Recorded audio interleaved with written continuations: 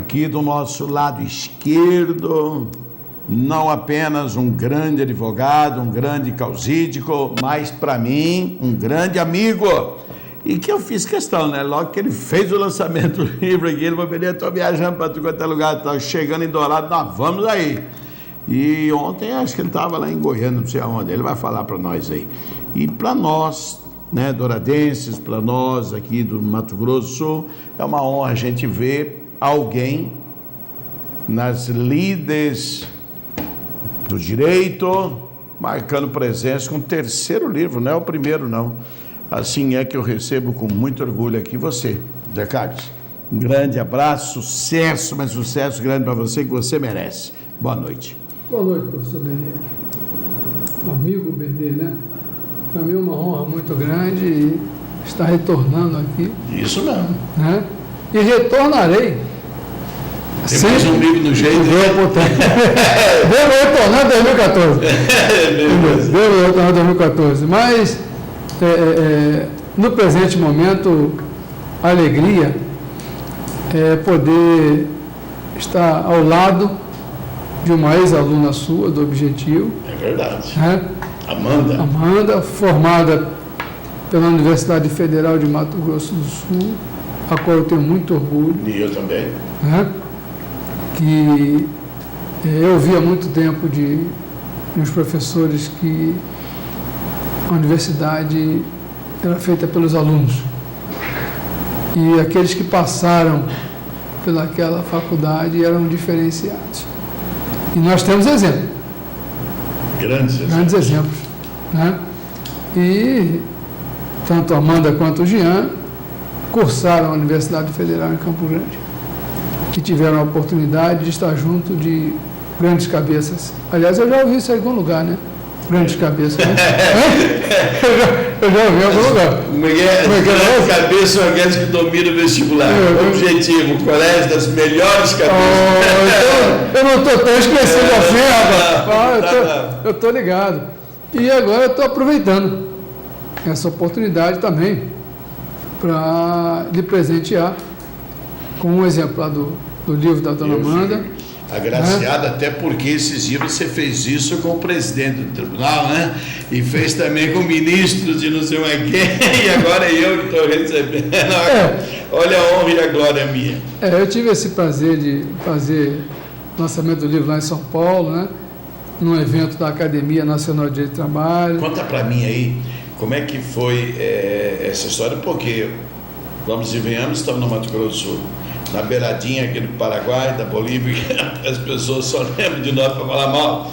E, de repente, um dos ministros te convida para participar de um evento onde estariam 11 ministros do tribunal e então você estaria lançando o seu livro lá. Não é brincadeira, não. Conta essa história aí para os nossos amigos.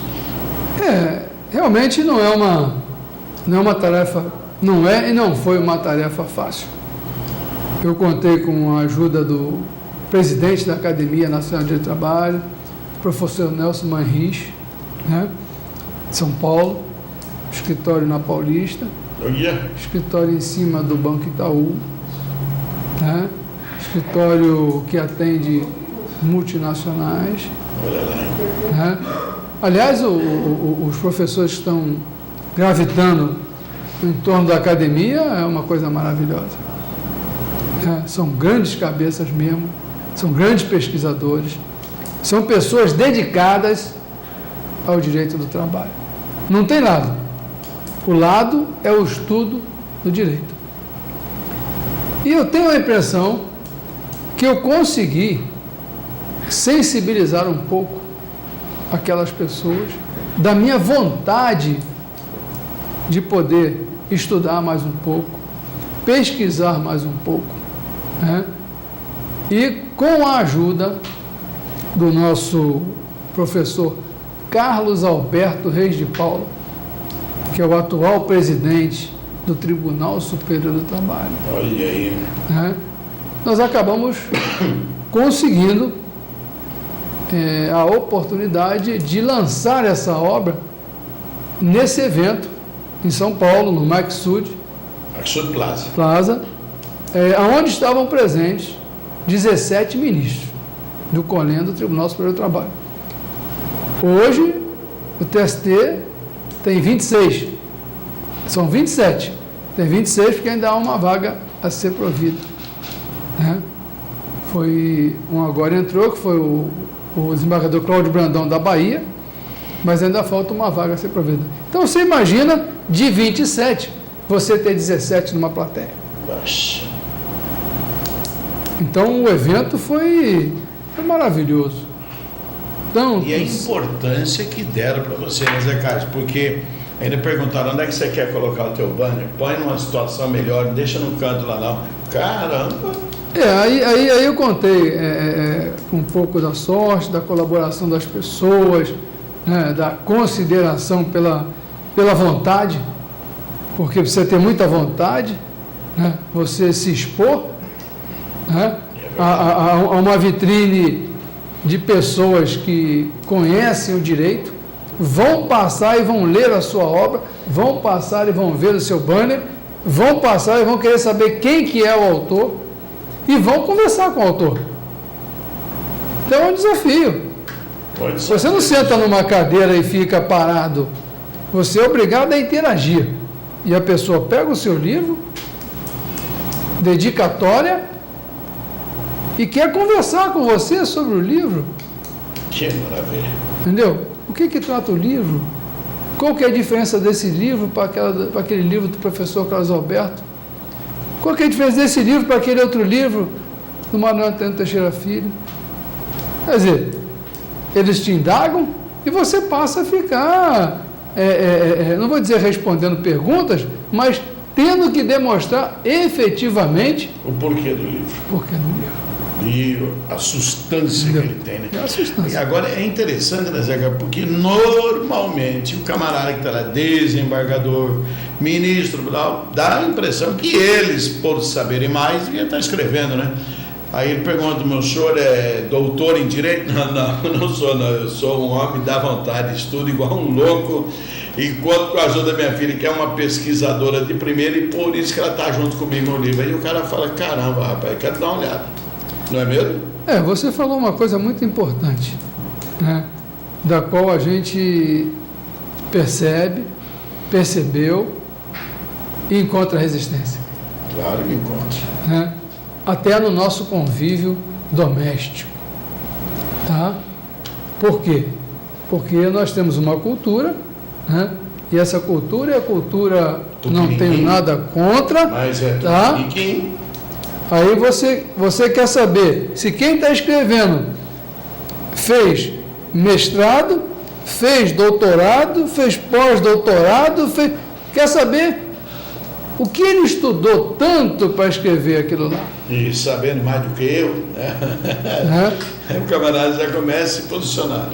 Só que eu fiz um caminho invertido. Eu estou na contramão. Eu peguei exatamente 25 anos de advocacia, hoje dá 30, e achei que eu poderia produzir alguma coisa cientificamente com aquilo que eu aprendi na prática e com aquilo que eu estudei. E digo a você, eu contava para um amigo esse final de semana, só minha mulher é testemunha. Uma das férias que eu fui para o Rio, que é onde eu vou sempre, e tenho o privilégio de sentar numa cadeira na praia de Ipanema, coisa que eu não tinha quando eu tinha 10 anos, evidentemente. Então hoje eu me dou um pouco desse direito de sentar naquilo e ficar olhando aquele mar. E olhando para trás e lembrando que você dava uma passeadinha só corria, só olhava para o povo, um dia, sei lá, não sei. E hoje eu estou lá. Eu levei 5 livros. Aí a dona Margarete falou, o que você vai fazer com esses 5 livros? Eu falei, eu vou ler os 5. E as férias? Vai ficar para a próxima. Daqui a 6 meses, daqui a 3 meses, daqui a um ano. Eu falei, por quê? Porque eu vou entrar numa área que era a responsabilidade civil, acidente de trabalho, a qual eu preciso dominar um pouco. Porque as ações vão começar a aparecer. A partir do momento que você começa, as ações vêm. E vieram, graças a Deus. Eu não posso reclamar. Eu agradeço a Deus todo dia, de manhã, de tarde e de noite. Mas eu fui estudar para escrever o que eu escrevo nos meus trabalhos. Eu estudei. Começou com 5 livros. E hoje são muito mais. Eu fico impressionado, e outra vez eu acho que eu já te fiz essa pergunta. É que a gente fica realmente tão impressionado que não esquece. Tem um juiz aqui em Dourados, que agora já não é mais, já está aposentado aí, ou aposentado, eu não sei.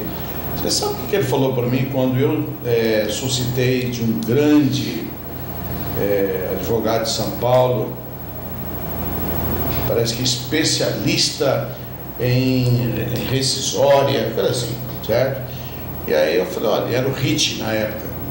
Aí eu falei para ele, como é que o senhor deixa passar um negócio desse aqui, não dando a menor importância? Ele falou, porque olha só, hein, a partir do momento que você contratou ele para te defender, lógico que ele vai falar só a favor de você. Eu falei, agora é o fim da picada.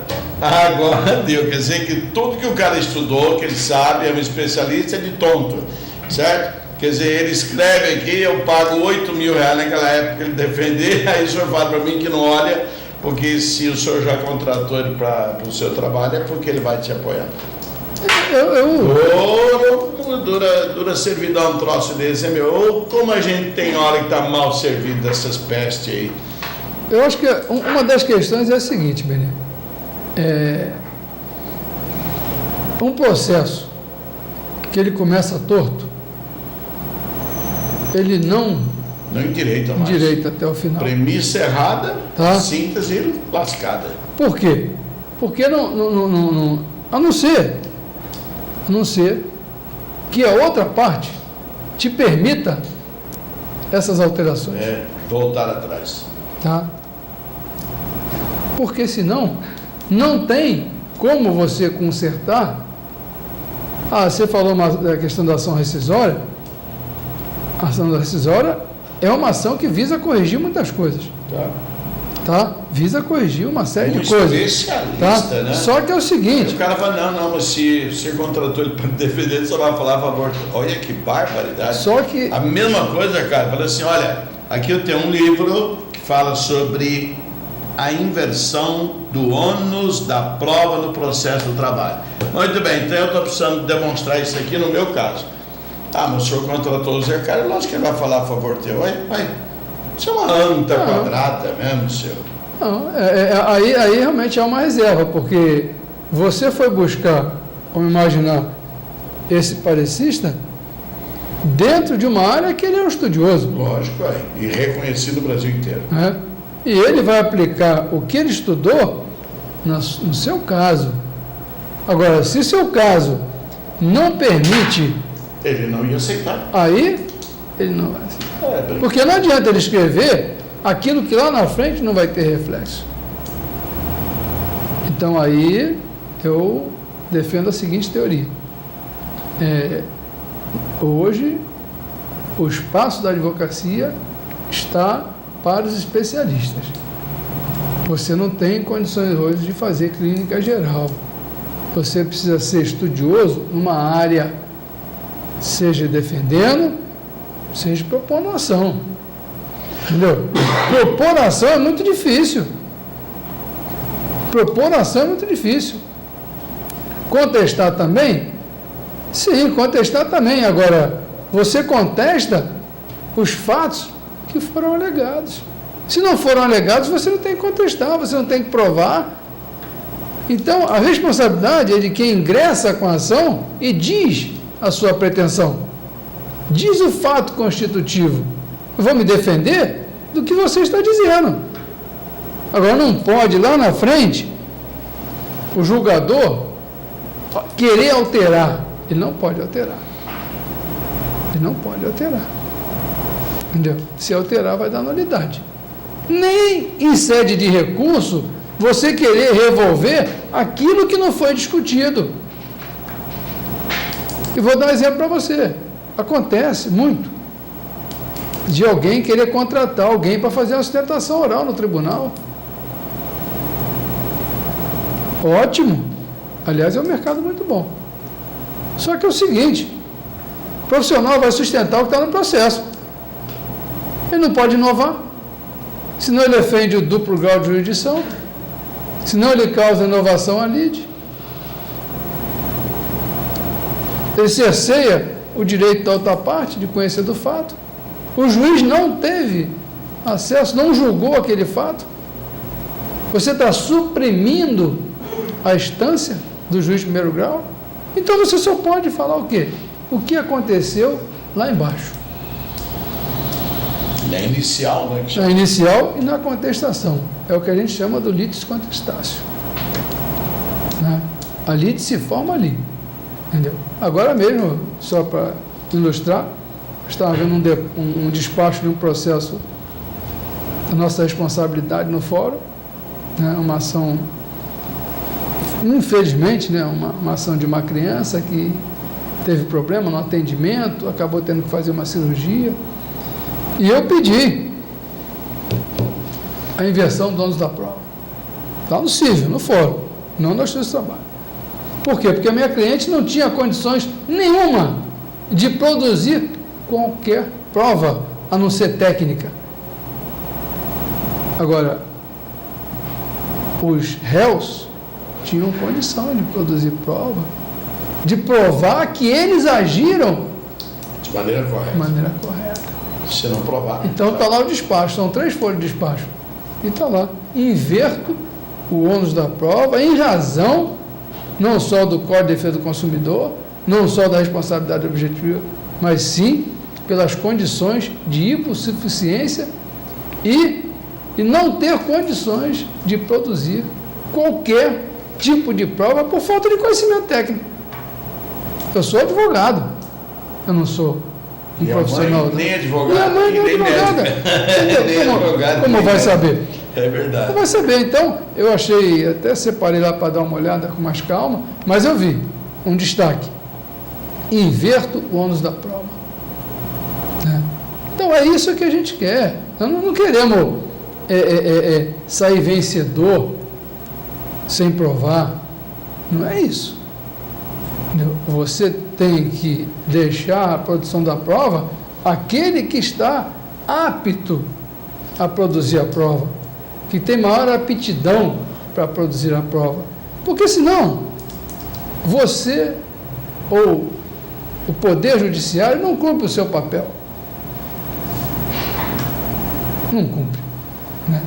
E o Poder Judiciário está lá para resolver as questões de forma imparcial. Isso é imparcialidade, isso não é parcialidade, não. Essa seria a tal justiça cega, né?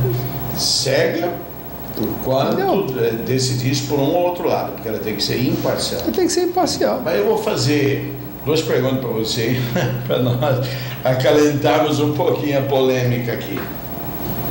Toda vez que eu tenho um advogado aqui, um procurador do Estado, ou um promotor, eu pergunto, um dos processos famosos, daqueles que estouraram aqui em Dourados, foi cancelado tudo quanto é troço, sabia-se que houve roubo, que muito dinheiro envolvido e tal, mas descobriu-se que o juiz tinha assinado em férias, e então invalidou todo o processo.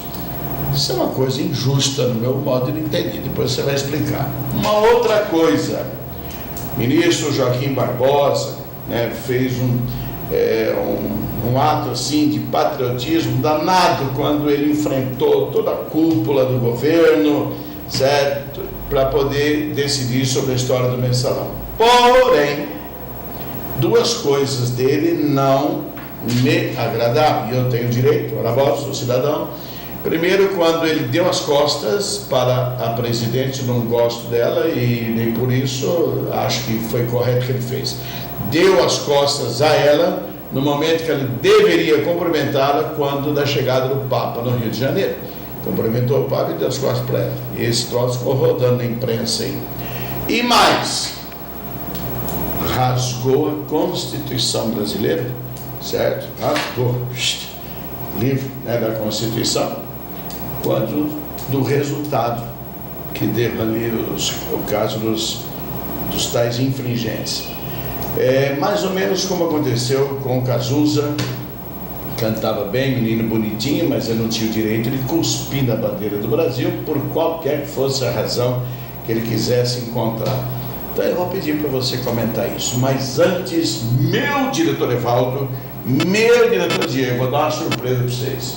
Lá em Goiânia, tem gente acompanhando nosso programa e eu falei que eu ia dar um recado para elas e eu vou dar agora. Dona Ana Lúcia Araújo, Dona Beth e a irmã dela, Ana Célia. Estou mandando um abraço carinhoso aqui de nossa querida Dourados para vocês de Goiânia que acompanham o nosso programa. E olha, diz que de sexta passada acho que assistiram uns 5 programas, quase a noite inteira lá. Adorei que vocês realmente estivessem dando e continuarão dando esse carinho para nós aqui do nosso programa Dourados em Revista. Falando nisso, nós vamos dar uma voltinha para podermos dar espaço aos nossos apoiadores e voltamos em seguida. E olha que as perguntinhas são calorosas, hein? E depois eu vou querer receber esse livro autografado. Queria tanto que a Mandinha tivesse vindo aqui, certo? Foi minha aluna há tanto tempo, mas diz que televisão não gosta, tá bom. Dourados em Revista vai e volta já já.